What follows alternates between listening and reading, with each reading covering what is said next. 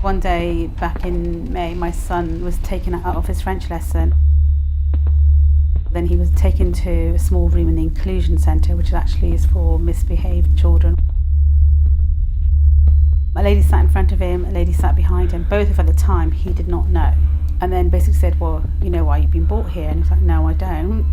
And then they said, oh, you used the word terrorist.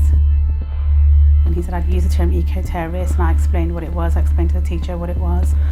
And then the lady said to him, oh, are you one of them tree huggers? I've got family here, tree huggers. And as she laughed, she turned to my son and said, oh, are you affiliated to ISIS?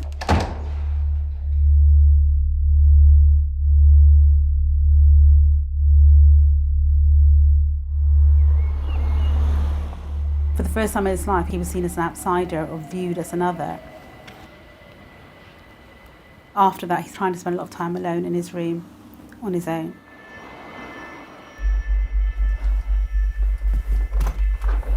On one occasion, I had a Palestine scarf.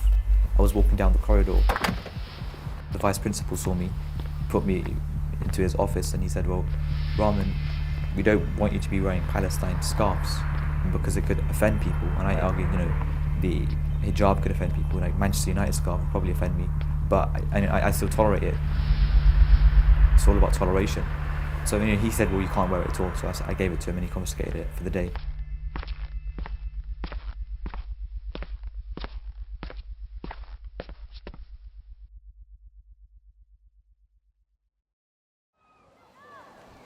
Palestine is not a Muslim issue.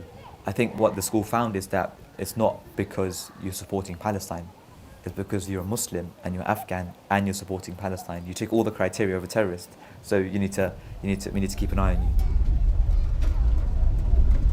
There seems to be a denial that Prevent is targeting Muslim pupils. However, you just need to read the first paragraph of the policy to see that it's directed at Muslims.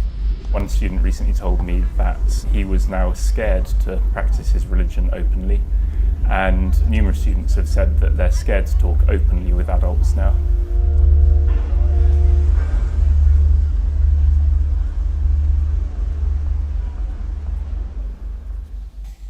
The Prevent duty on schools to report extremism in their pupils works against all of the aims and intentions of education from my perspective.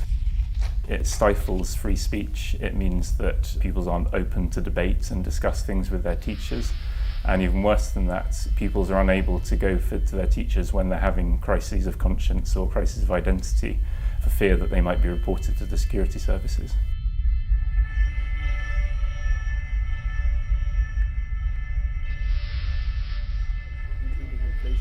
In a school, it's meant to be a place where you develop ideas, talk about Palestine, talk about ISIS, talk about eco-terrorism, talk about the suffragettes, talk about these issues that you're meant to learn about and where you're meant to develop your opinions. And if that is being cut off by Prevent, we will come up with a generation that does not know about what's going on around the world. And it will make you feel that you can't explore the different opinions in a place where you're meant to.